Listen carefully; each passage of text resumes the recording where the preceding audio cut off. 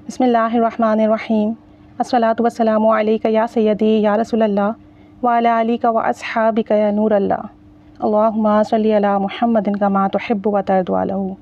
दुरूद शरीफ पढ़िए, इसकी बहुत ज़्यादा बरक़ात हैं। तमाम मसले हल हो जाते हैं, काम बनते हैं। जितना कामिल यकीन होगा दुरूद पाक उतना ही फैज़ देगा।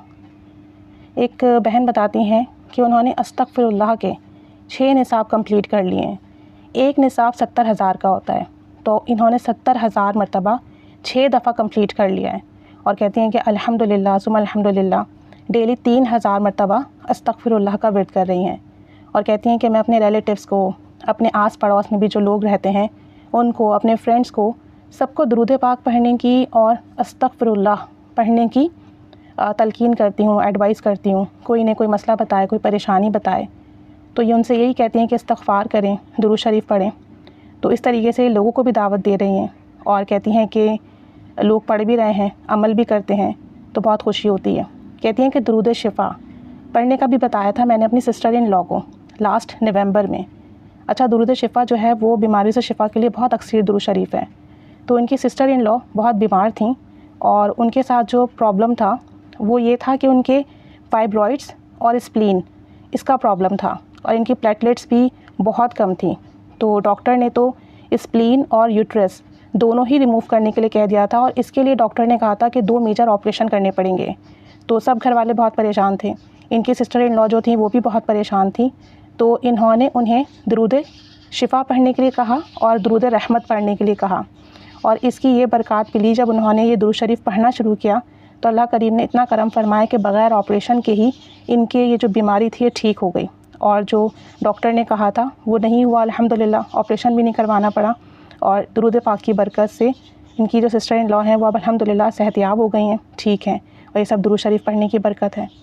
तो कोई मसला हो, कोई परेशानी हो, खुलूस नियत के साथ, कामिल यकीन के साथ दुरूद शरीफ पढ़ना शुरू कर दें, बहुत ज़्यादा फैज़ मिलता है। एक और बहन है, उनकी ईमेल आई थी और वो कहती हैं कि अस्सलामु अलैकुम रहमतुल्लाहि व बरकातहू।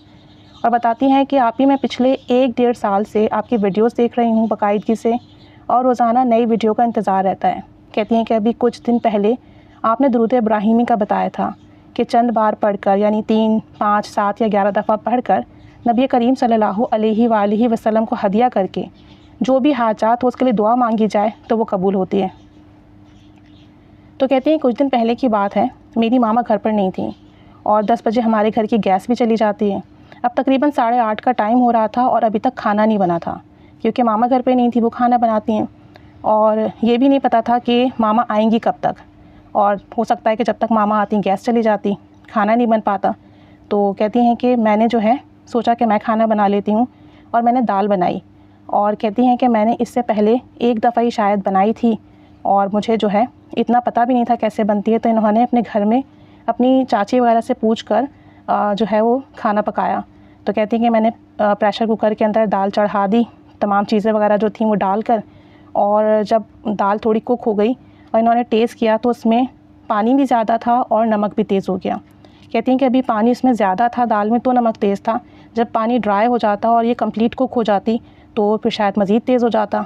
तो कहती हैं कि समझ ही नहीं आया कि अब क्या करूँ। तो उस वक्त मुझे दुरूद इब्राहिमी पढ़ने का हुआ और मैंने 3 या 5 मरतबा दुरूद इब्राहिमी पढ़ा, आप सल्लल्लाहु अलैहि वसल्लम को हदिया किया और उसके बाद मैंने दुआ की कि खाना ठीक हो जाए, ताकि जो है घर वालों को मसला ना हो और मामा भी जब आएँ तो उन्हें भी प्रॉब्लम ना हो। तो कहती हैं कि मैंने ये दुआ की और जो उसका पानी था दाल का वो ड्राई किया। जब दाल नॉर्मल स्टेट पर आ गई, पूरी कुक हो गई, तो मैंने जो है उसे अपनी चाची को टेस्ट करवाया और उनसे पूछा कि सही है, तो उन्होंने कहा कि हाँ सही है।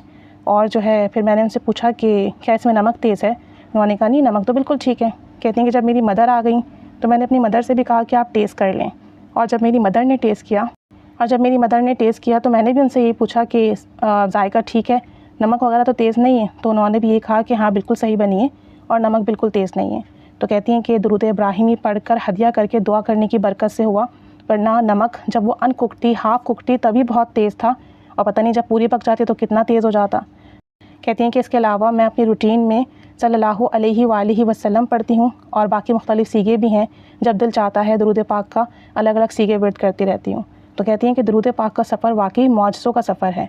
कभी कभी ऐसे लगता है जैसे कि दुरूद पाक पढ़ने से आपकी लाइफ में जादू हो रहा है, छोटी छोटी चीज़ें इतनी अच्छे से मैनेज हो जाती हैं, जो परेशानियाँ होती हैं वो ख़त्म हो जाती हैं।